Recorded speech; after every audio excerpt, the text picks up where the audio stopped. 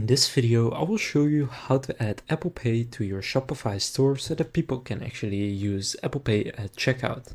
So first, just open your Shopify store and then click Settings in the bottom left.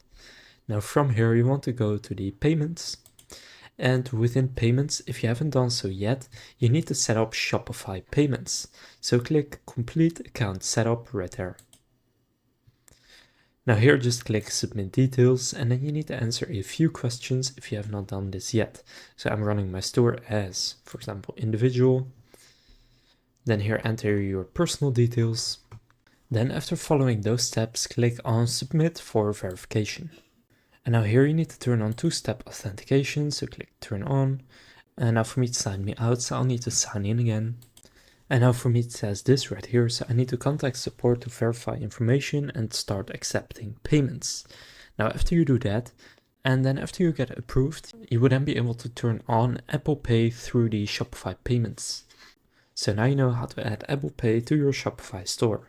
If this video was helpful, please consider leaving a like and subscribing to my channel. With that being said, I will see you in the next video.